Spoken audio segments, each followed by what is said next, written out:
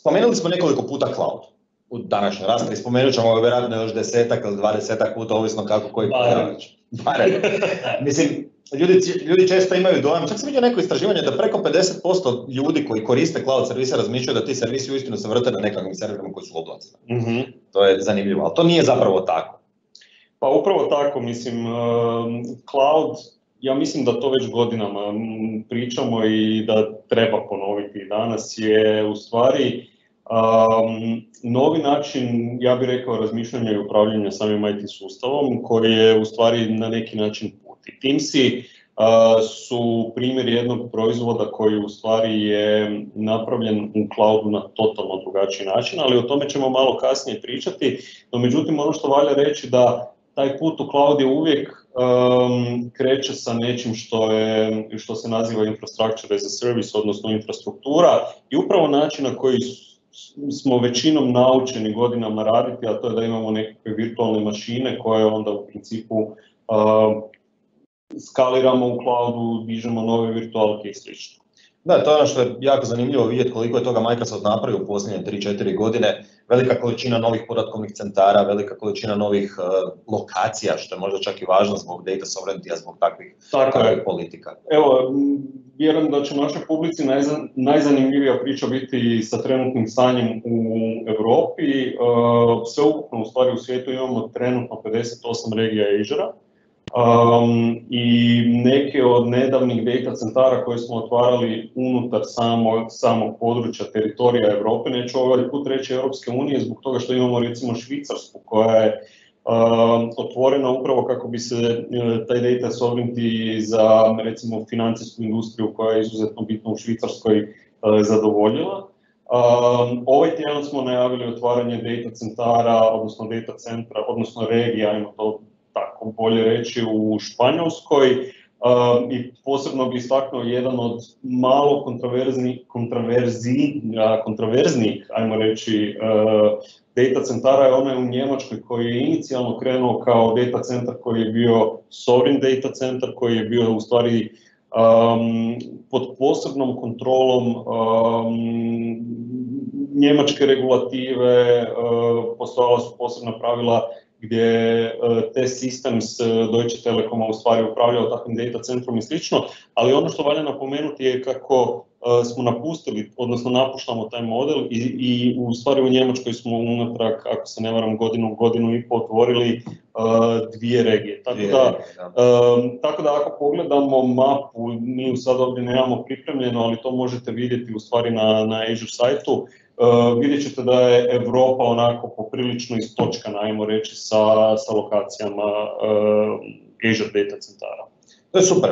U tim data centrima, kao što si već spomenuo, vrti se nekakva infrastruktura, imamo nekakve infrastrukturne usluge, Microsoft ih stalno zanavlja, pa bi trebalo vidjeti šta je to novo, naravno.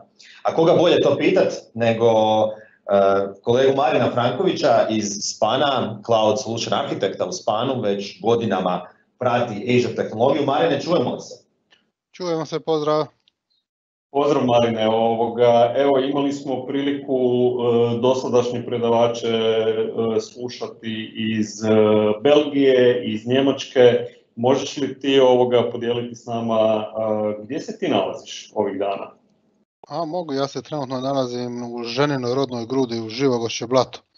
To je nekih 26 km južno od Makarske. Znači, otprilike tamo gdje si rođen, samo malo južnije još, je li tako? Da, malo južnije. Jedno lijepo, malo pitoreskno mjestašce. Daj mi reci pretpostavljam da je to blizu mora, je li tako? Jedno 50 metara od mora.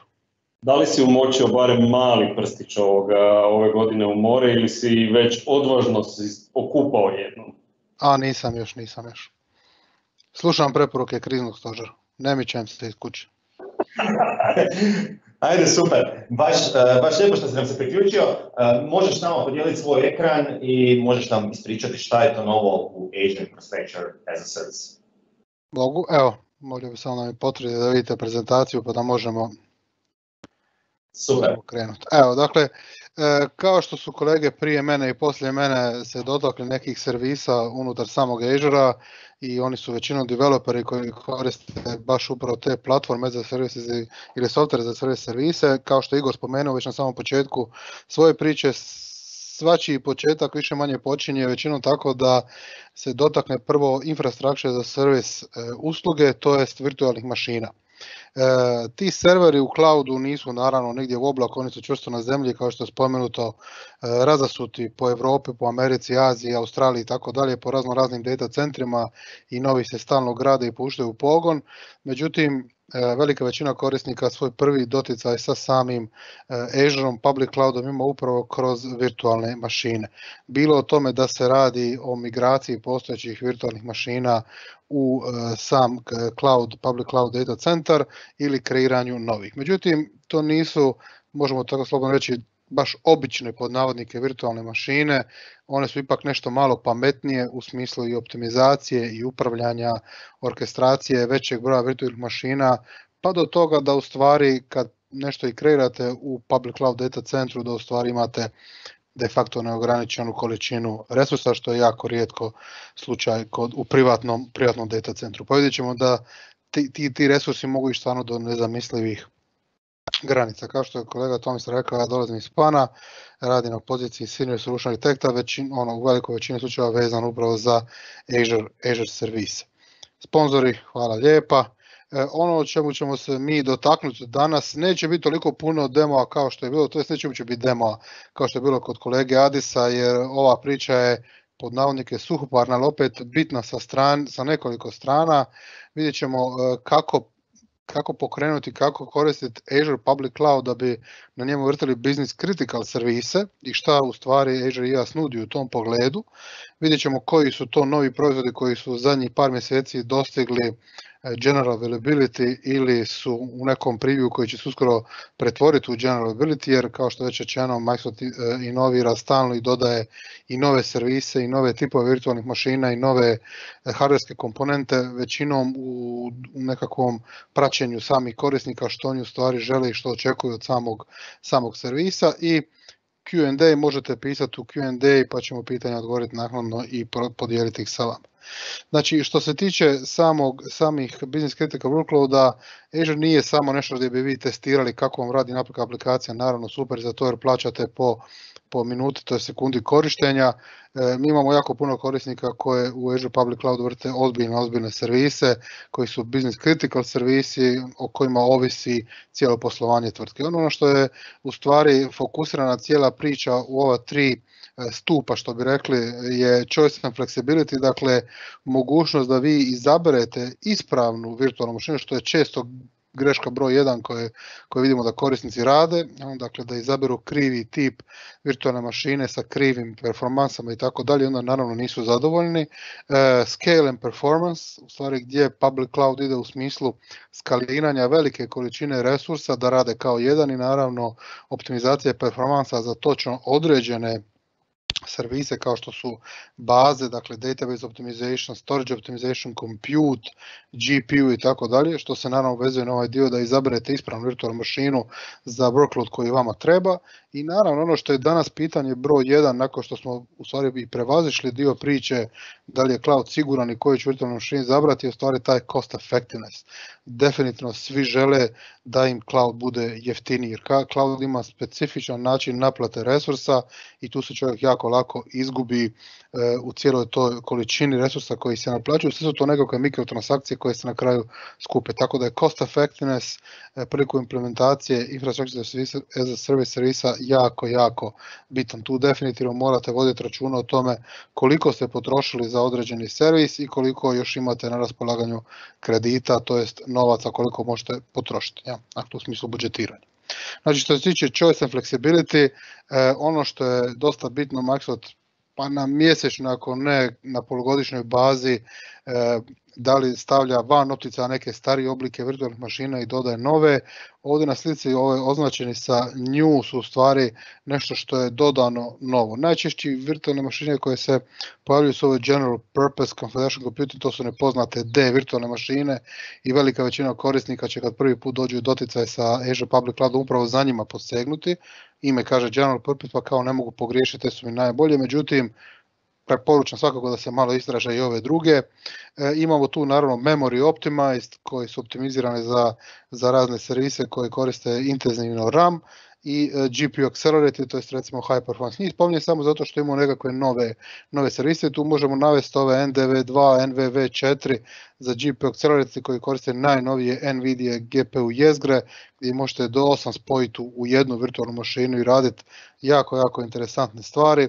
Pa do toga da je Microsoft jedan od prvih, vidjet ćemo kasnije, Public Cloud Vendora koji je najavio i pustio u pogon AMD-ove EPYC procesore na virtualnim mašinama, pa se to u ovom slučaju tiče ovih EAV4 i DAV4 virtualnih mašina i tu imamo još S podvarijante koje su više optimizirane bilo za storage ili memoriju i naravno dosta interesantno dio gdje se vidi taj scale rast su ovi high performance computing virtualne mašine gdje sad imate mogućnost kreiranja HPC klastera 20-40 tisuća korova, pa čak do toga da može ići do 80.000 korova ako lijepo zamolite support u Azure.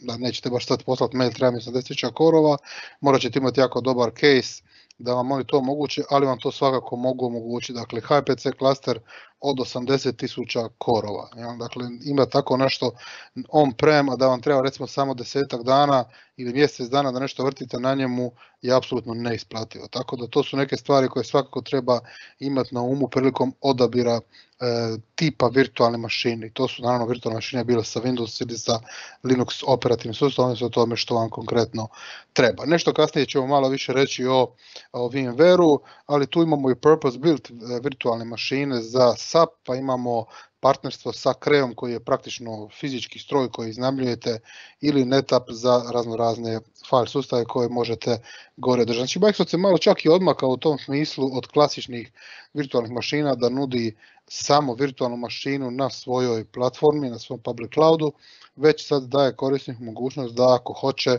paralelno u Azure Data Centru vrti i fizičke virtualne mašine, to je čak i dakle, VMware klastere na kojima će se vrtiti onda nekakve virtualne mašine. Znači ideja je naravno da se dio toga migrira u Azure, ono što se možda ne može migrirati u Azure će ostati na VMware-u. Konkretno recimo i za SAP je interesantno da postoji fizičke, dakle možete iznajmiti fizičku virtualnu mašinu i na njoj vrtiti jednu jedinu virtualnu mašinu za SAP koja će imati terabajte rama i veliki broj vCPU-a, korova i slično. Ili za nekakav high compute Cray virtualnu mašinu. Što se tiče dakle, AMD EPYC procesora, tu kao što sam napomenuo već imamo u dvije serije se pojavljuju u DA i EA. Ono što je interesantno ako bacite oko na Azure portal i odete u Virtual Machines Blade i kliknete add, moguće vrlo lako da te virtualne mašine nećete još vidjeti, specijalno ako ste u nekom pod navodnike, neću reći obskurnom, ali manje korištenom data centru do kojeg još nije taj upgrade došao,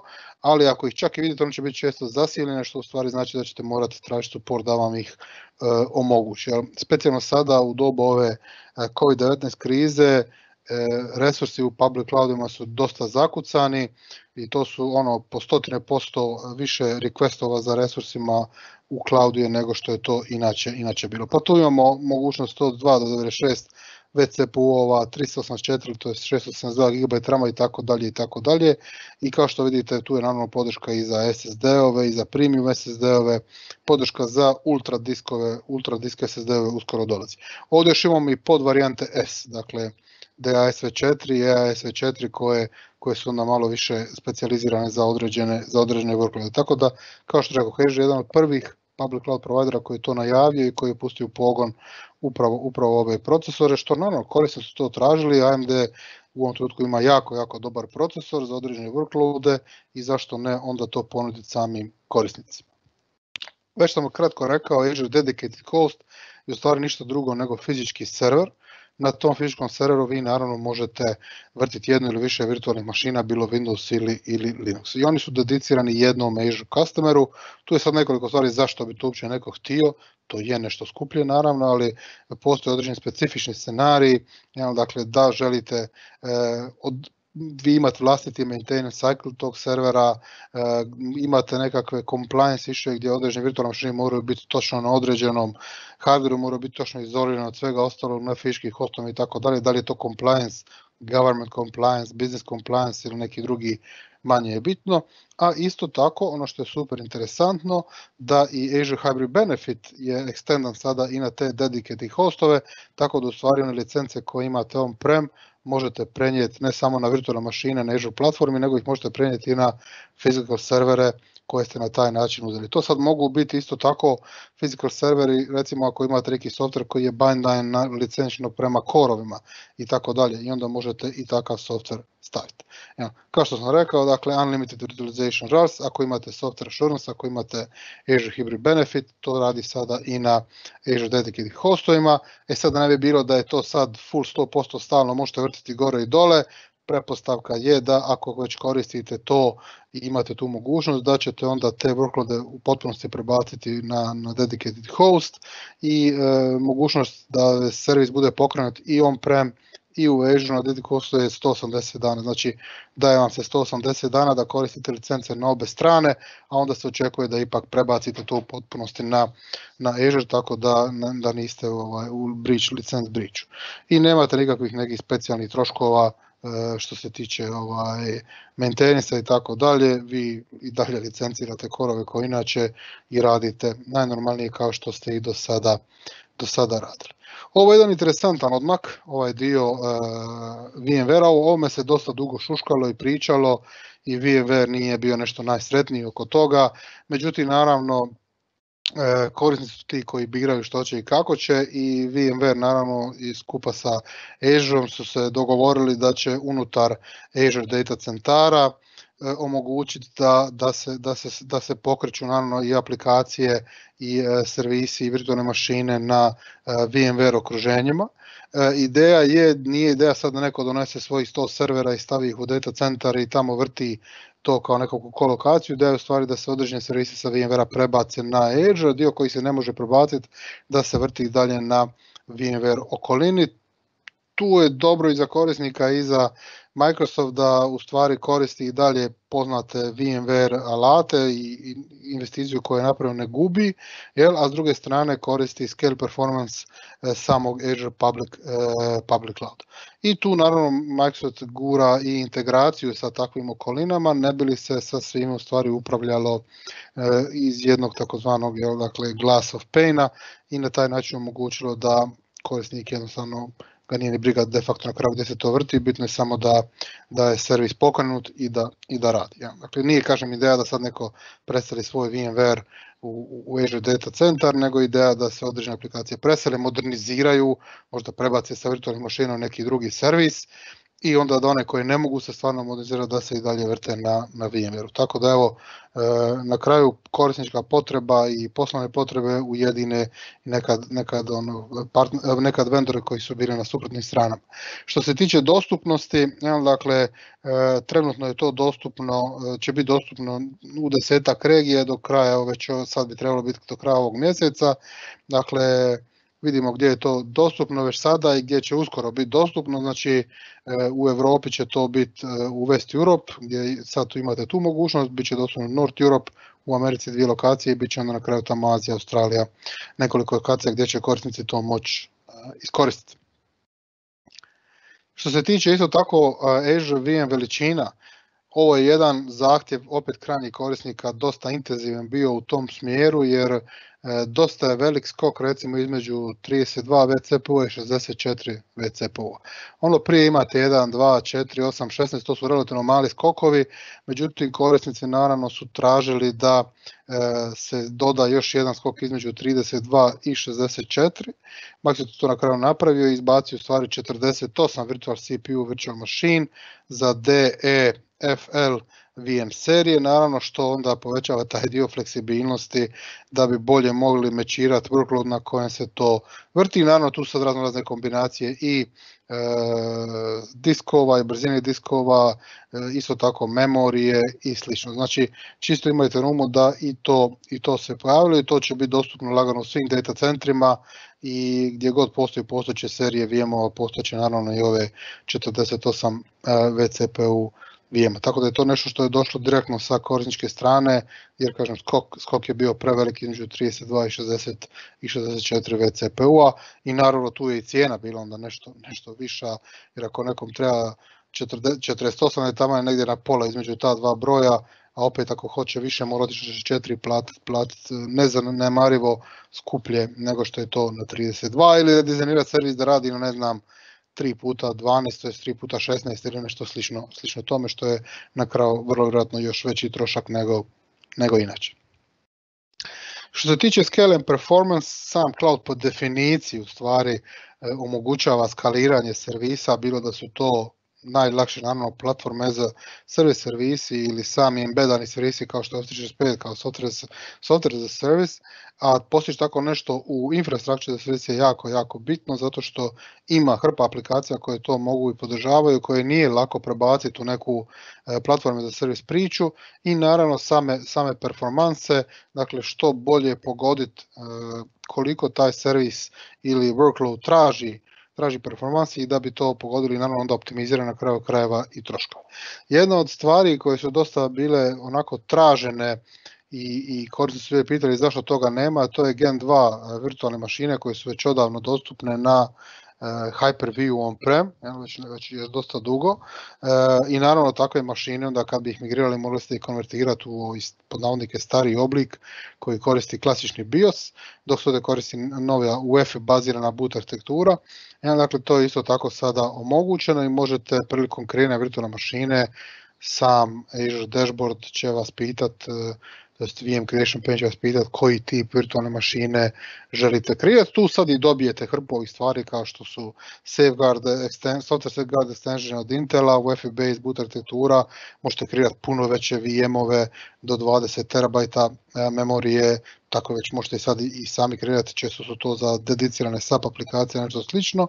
I naravno možete kreirati OS diskove koji su veći od 2 terabajta ako to nekome treba. Tu dolazi neke druge stvari koje su povučene naravno iz on-prema koje niste u mogućnosti koristiti, ali imajte na umu da je moguće napraviti. Ja bih možda ovdje povezao jednu super zgodnu stvar koja nije direktno vezana uz Azure VM-ove, ali naravno je, koristi se u nekim scenarijima, a trenutno je u preview i tiče se share diskova. Dakle, share storage, isto jedan feature koji je dosta tražen.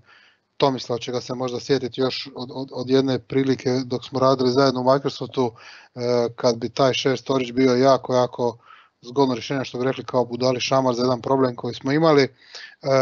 Evo on je trenutno sada u preview, možete se čak i registrirati, ja sam registrirao, malo isprobavam, jer taj share disk u stvari omogućava jako interesantne scenarije sa klasteriranjem, sa dijeljenjem nekakvih informacija između više web servisa ili nekih drugih servisa. Tako da je dosta interesantan i u kontekstu virtualnih mašina kada želite neki servis na taj način napraviti highly available. Još jedna super zgodna stvar su proximity placement grupe, koje, sad šta je bitno, vi kad kreirate virtualne mašine i kad kreirate neku aplikaciju, ta aplikacija često ima više slojeva, to jest layera, pa tu imamo front-end layer, application layer, nekakav možda logic layer, database layer i tako dalje. I vi obično te layere odvajate možda u određene subnete, pa između njih stavite firewall i tako dalje, nešto kao što bi napravili inače on-prem. Međutim, ono što je problem, isto možete ih naravno staviti u availability grupe, možete ih staviti u neku Azure zonu i tako dalje da bi postigli high availability i slično. Međutim, ono što je problematično, vi kad jedan put kreirate takav sustav i u stvari ne znate točno gdje se te vaše virtualne mašine nalaze. I jedan od velikih problema u stvari predstavlja upravo latencija između tih virtualnih mašina, iako one jesu i mogu biti često spojene high speed network konekcije i tako dalje, međutim vi želite da one budu maksimalno blizu jedna druge, tako da te latencije budu još i manje. Ono što je Microsoft dodao, dakle kao mogućnost prilikom kreiranja virtualnih mašina, da ih možete stavljati u takozvane proximity placement grupe, gdje će se onda sama platforma pobrinuti da su te virtualne mašine stvarno najbliže moguće jedna drugoj i da je latencija između tih mašina minimalna. I time naravno omogućiti onda i brže korištenje samog servisa u tom smislu i bolji experience od samog korisnika.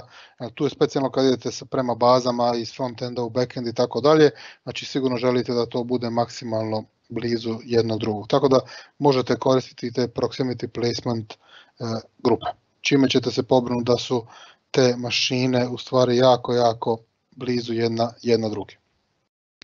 Još jedna stvar koja je dosta interesantna i mi čujemo recimo od naših korisnika koji su već zagazili, možemo tako reći, duboko u public cloud platformu i sa platform as a service servisima i sa marketplace servisima koji su kupili na Azure Marketplaceu, pa naravno i sa infrastructure as a service servisima, to je virtualnim mašinama, da ok, super, sad smo mi to sve gore stavili, sad imamo hrpu tih malih komponenti od kojih se svi ti servisi sastoje, svako od tih malih komponenti donosi određenu cijenu, u ukupnu cijenu vi imate tamo naravno cost explorer, imate razne toolove pomoću kojih možete vidjeti koliko što toga troši, međutim ideja nije znati koliko što troši i platiti, nego ideja da se ti troškovi optimiziraju i da ti troškovi budu što je moguće manji i da ako je moguće da budu i manji nego što bi to koštalo da nešto slično vrtimo on-prem u vlastitom data centru, dakle da je taj TCO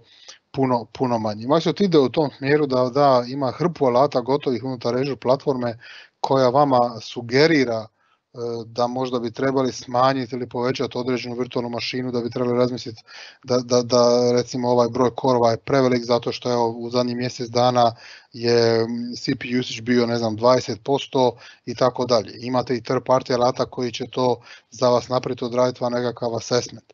Međutim, zgodno je bilo i da u platformu odmah budu uključene neke stvari koje vam omogućavaju da se ti troškovi odmah u samom početku smanje i da kasnije naravno ako je potrebno ih dodatno tvikati. Sad, što se tiče tih smanjenja troškova, tu imamo hrpu od licenčnog smanjenja troškova u smislu da imate Azure Hybrid Benefits, pa onda na taj način smanjite troškove ili recimo što Microsoft ima razne programe gdje nudi ako migrirate server 2.8 Year 2 u Azure da nećete imati dodatnih troškova u ekstendanju security update za njih, što inače on-prem bi morali nešto ekstra platiti, ili do toga da neke kažem klasične optimizacijske stvari da SQL server ne vrtite kao SQL server u virtualnoj mašini, već da ga prebacite u Azure SQL, da bude platform as a service priča. Dakle, i opet kroz Azure Hybrid Benefits značajno smanjite tu cijenu. Microsoft nudi još neke mogućnosti i alate koji su dostupni. Znači, Azure Reservations je nešto što je dobro poznata priča. Vidjet ćemo da je to i extendano, imam još jedan slajd samo na tu temu, znači gdje možete rezervirati određeni tip virtualnih mašina na 1 ili 3 godine, bilo da se radi o Windowsima ili o Linuxu. Ja?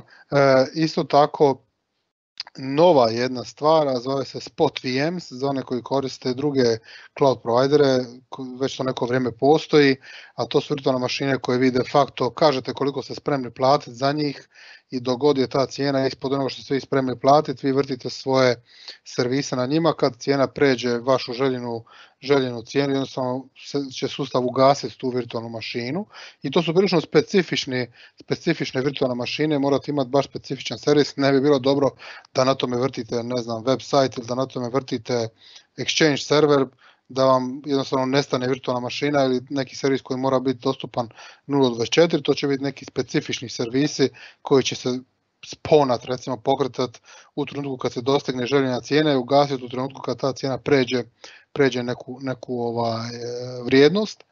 Već sam spomenuo cost management, dakle kroz razne alate, neke od njih je i Microsoft i kupio, integrirao u Azure platformu. Azure Advisor, kao što sam rekao, da će vam prilično dobre informacije o tome kako i na koji način koristite platformu i gdje možete napraviti poboljšanje u tom smislu Cost Advisora i naravno TCO kalkulator koji će vam olakšati da izračunate koliko vam je trenutni TCO on-prem i koliki bi taj TCO bio u Azure. Ja bi osobno svaki od ovih uzeo sa zrnom soli, dakle kad god se radi o nekim novcima i nekakvim predviđanjima koliko će šta koštati, iz osobnog iskustva znam da korisnici, mi uvijek naravno pokušamo maksimalno stegnuti tu priču da budemo sigurni da ono što kažemo korisniku da će stvarno toliko koštati ili bar približno, ali korisnici na kraju, ok, to bude tako, onda oni kad shvate da su resursi neograničeni, da imaju stvarno hrpu mogućnosti i kroz Azure Marketplace ili neke druge stvari, počnu klikati svašta i onda naravno dodaju dodatne troškove. Tu treba biti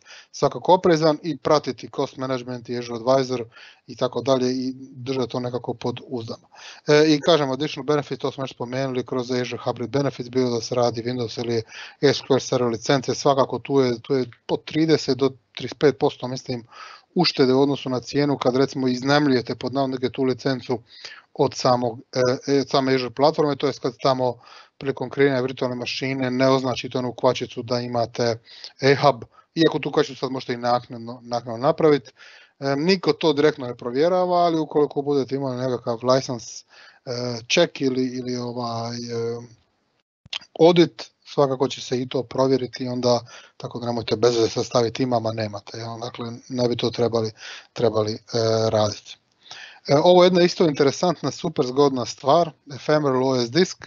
Znači, jako interesantna stvar, ne koristi se Azure Storage, stoga de facto nema nikakvog troška. Ja? Dakle, Ephemeral OS disk je dio lokalne virtualne mašine i kad nju ugasite, Ephemeral disk nestane. Ja? Dakle, sve što je na njemu bilo nestane. Stoga isto tako ima jako specifičnu primjeru. Ja? I ono što je zgodno, naravno, ima ciljane aplikacije koji su preporučene za korištenje, kao što su website application, game service i tako dalje. Bilo što je stateless, dakle što ne zapisuje nikakve informacije na disk. Znači, super zgodno jer se može koristiti i u VMSK sa scale setovima gdje možete iz shared image galerija kreirati stotine i tisuće takvih virtualnih mašina, ja, i onda vrtiti na njima određene servise koji su dizajnirani za takve sustave. Dostupni su, dakle, evo piše dole DS, V1, 2, 3, EF, GS i M serijama.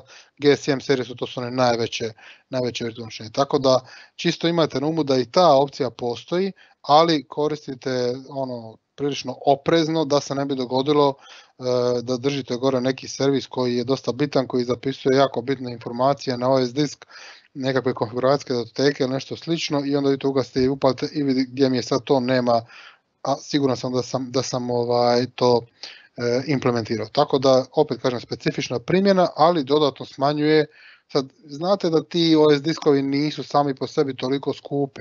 Nisu ako uzmete, ne znam, E6, E4 ili E10 ili P, nisu čak toliko skupi. Međutim, ako odete tamo 20, 30, 40, to naravno može biti značajna cijena. Ako specijalno imate ovakvu aplikaciju koja je stateless, onda je opet ovo idealan izbor za vas kao krajnjeg korisnika da to napravite. I to je nešto što definitivno morate napraviti u samom planiranju infrastrukture, da znate kakve aplikacije se vrte na kojem servisu, na kojoj virtualnoj mašini i na koji način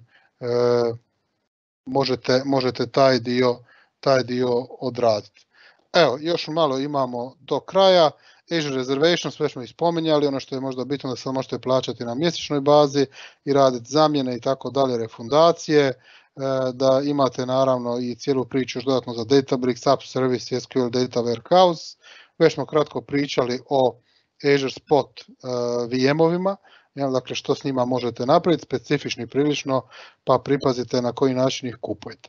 Što se tiče cijele ove Windows priče koja je stvarno, što se mene tiče, vrhunski odrađena i idejno i na kraju i izvršena, ispunite upitnik, dakle poskenirajte ovaj kod i možda osvojite neku nagradu. Što se tiče pitanja, slobodni ste ih postaviti, mogu pitati sad i kolege ako imaju neka pitanja da ih postave direktno meni ili ako imate Q&A pa ćemo odgovoriti naknadno za cijelu priču. Hvala vam na pažnji i evo, nadam se da se vidimo opet onda na jesen.